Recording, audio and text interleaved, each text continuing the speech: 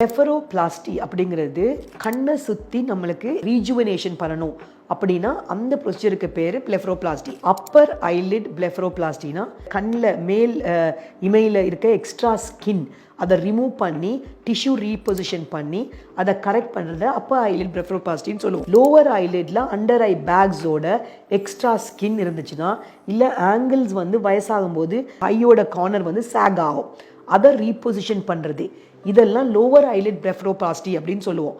இந்த lower eyelid பிளெஃபரோபிளாஸ்டியை இந்த கீழ் இமைய பக்கத்தில் ஒரு இன்சிஷன் போட்டு அந்த ஓப்பன் பண்ணி எக்ஸ்ட்ரா அண்டர் ஐ பேக்ஸை ரிமூவ் பண்ணி அந்த எக்ஸ்ட்ரா ஸ்கின்னையும் நம்ம ரிமூவ் பண்ணோம்னா லோவர் ஐலிட் பிளெஃபரோபிளாஸ்டி அப்படின்னு சொல்லுவோம்.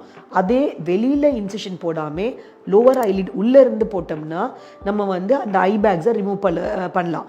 சப்சீலியரி இன்சிஷன் போட்டு நாங்கள் கரெக்ட் பண்ணுறோம். பட் சர்ஜரி இல்லாமல் அந்த பெரி ஆர்பிட்டல் டிஷ்யூவை ரீஜுவனேட் பண்ணுறதுக்கு தெர்மாஜ் அப்படிங்கிற ப்ரொசீஜர் யூஸ் பண்ணுவோம்.